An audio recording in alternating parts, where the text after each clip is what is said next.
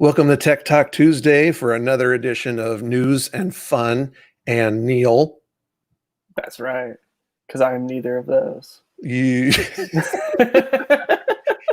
we're live with you every Tuesday, hence the name, 7 p.m. Eastern. I'm not going to do like the standard and daylight conversion for you. You can figure it out. It's going to be fine. So we're bringing to you our little bites of news from the latest week. And I don't know, we have some things to say about it from time to time. So before we get started, I just wanted to say, subscribe below. It's really important to me because for every subscription that we get, an animal's life is saved from my daughter's bed. They're stuffed animals, but like we're just not going to send them off anywhere terrible. But also, you know what? If you subscribe and here in the next couple of weeks, maybe I'll just send you like one of these. Oh, it's a screaming goat. Everybody needs a screaming goat. I will literally send you a screaming goat. Offer not valid in the United States. So Neal's wondering, why does he have a screaming goat? I'm wondering where the script went. Don't worry, buddy.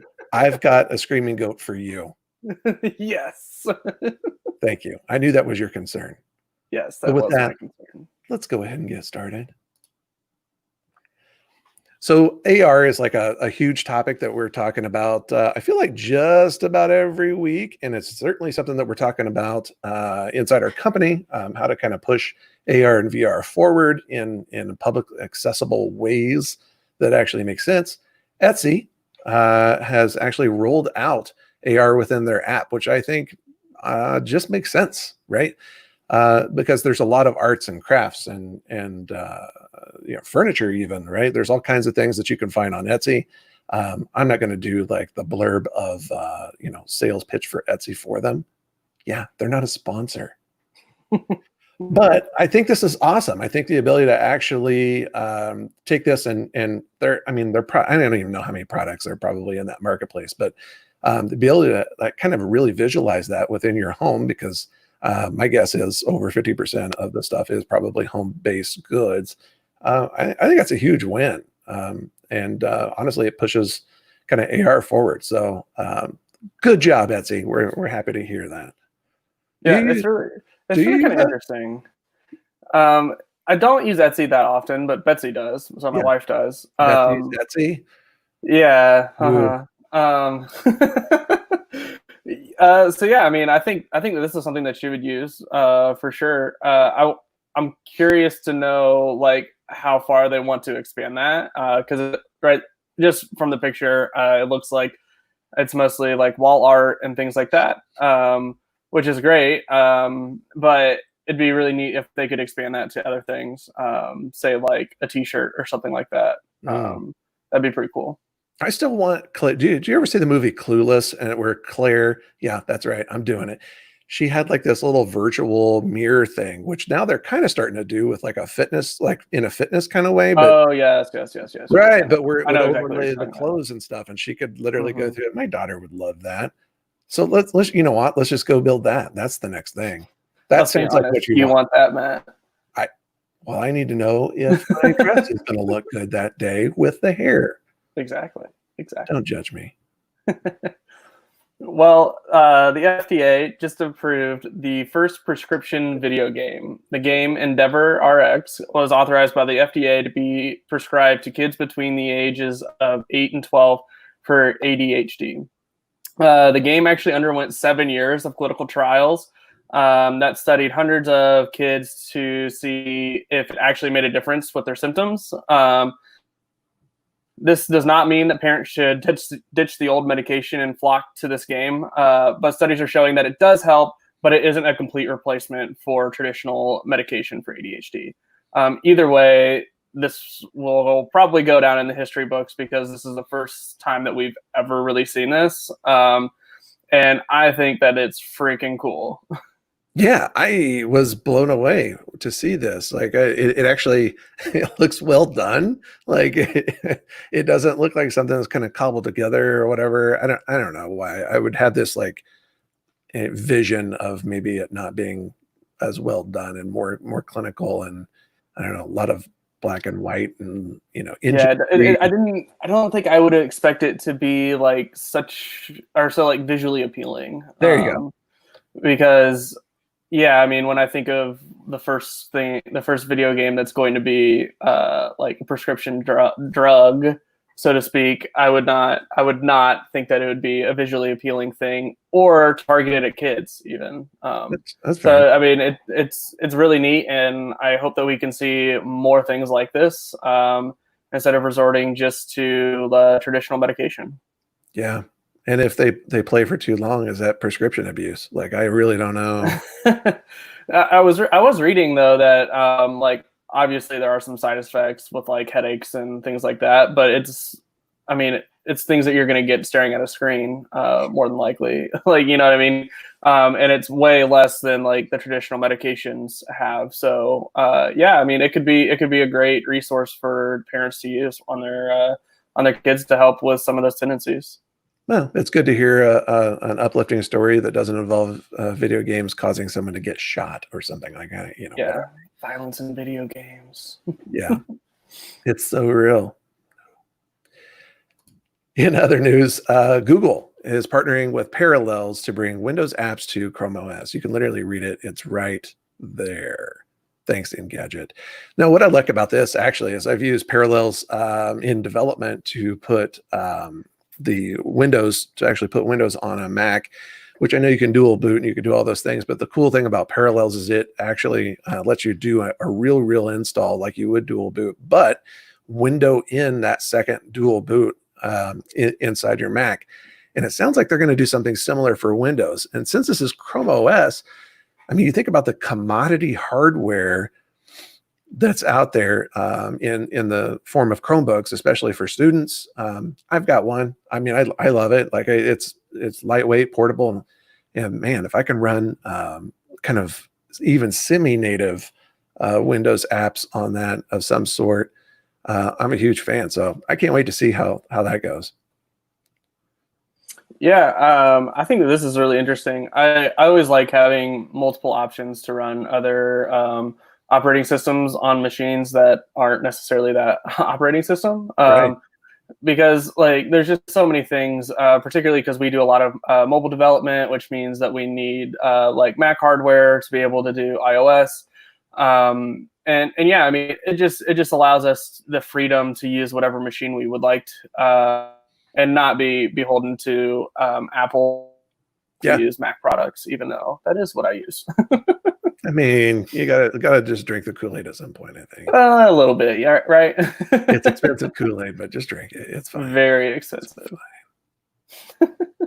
Well, speaking of drinking the Kool-Aid, Tesla has broken through a huge psychological barrier when it comes to electric car ranges. The EPA just rated the 2020 Model S Long Range Plus for 402 miles on a single charge.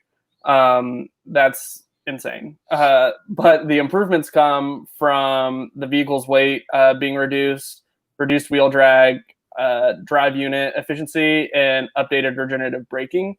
And on top of that announcement, Tesla also announced that it has now deployed over 17,000 superchargers worldwide.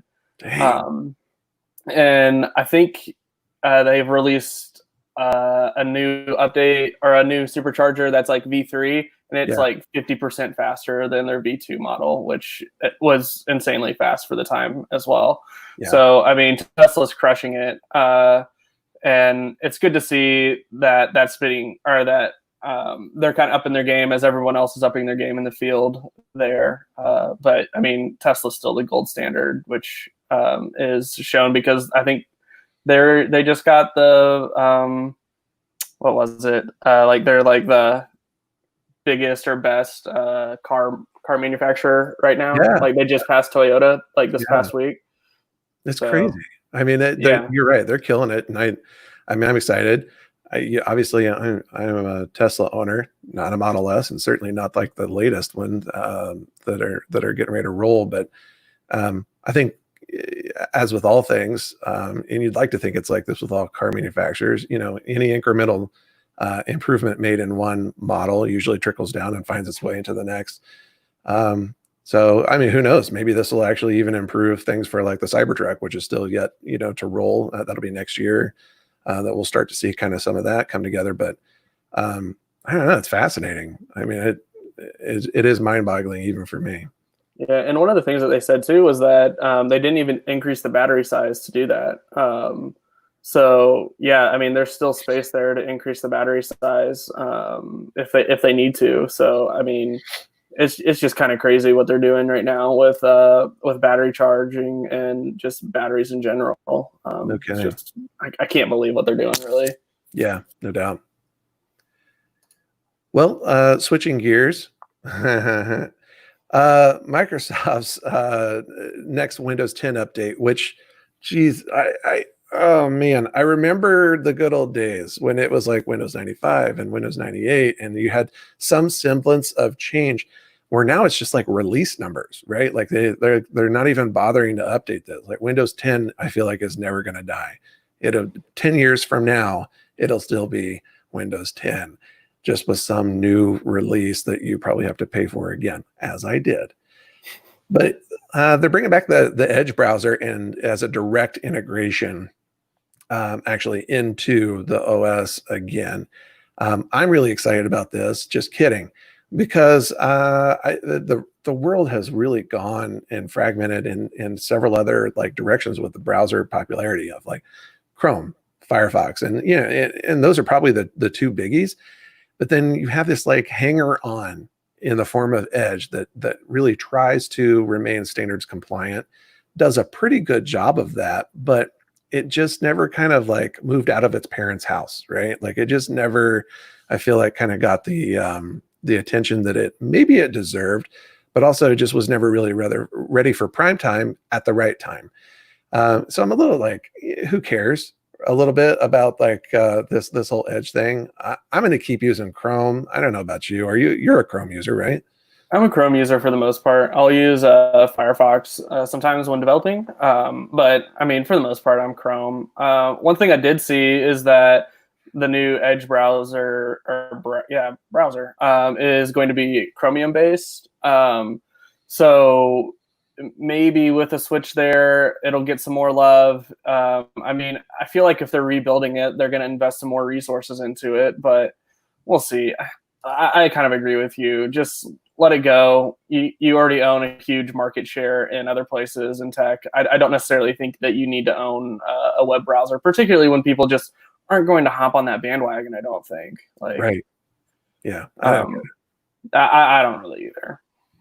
Especially since Cortana can't even find applications that are installed on this very computer that I'm using right now. She will search through documents and everything else, but things that I have installed that are sitting right there in my start menu, no, it's like they don't exist. I know I'm conflating the two. I know. Yeah, you are. But still, come on. Would Master Chief put up with that? No, he wouldn't. All right. Well, if you're looking to jailbreak your iPhone or just generally looking for an alternative to Apple's App Store, Cult of Mac has you covered on how to do that. So they have a very easy how-to on how to actually install AltStore. AltStore. It is an all-star also. That's right. Lets you install unauthorized third-party apps, such as the Delta emulator, which lets you play old Game Boy, Super Nintendo, N64 games on iOS, which is awesome. Obviously, there are many things to consider when thinking about jailbreaking your iPhone, so don't just go ahead and do that and do your research on those things. But if you are looking to do that and you have done your research, Cult of Mac has you covered on how to do those things. So it's a great resource to go ahead and do that. Yeah, the thing I love about this is it's an easy way to sideload apps, which is basically what they're doing. They're sort of quote unquote subverting the kind of walled garden of the App Store. But to actually install AltStore requires no jailbreak. You can get to it. You can get to a jailbreak via this, but so you're not voiding your warranty. You're not doing anything that's like super permanent, or that you're risking like, oh, in the next update we're going to brick your device. It's very fascinating that this is even allowed, and I'll be interested to see how long this lasts. Yeah, I have a feeling that Apple will figure out the vulnerability that they're using here. Yeah. But I don't know. It's still cool. I haven't personally gone and looked into what all's on that store, but it's cool. So, yeah, you had me at Nintendo 64. I need Star Fox right on my phone. Yes, please. Well, and with that, that's all we have. But thanks for joining us on this edition of Tech Talk Tuesday. If you want to read up on any of the headlines, as always, you can find them in the description below. Be sure to subscribe to the channel, as Matt already stated. You will get your screaming goat. But also go ahead and give us a follow on the media platforms: Facebook, Twitter, and Instagram. We try and post content fairly regularly there on our thoughts and the happenings that are going on in the tech world as well. So go ahead and follow us there and keep up to date as we are as well. So yeah, and with that, we will see you next Tuesday.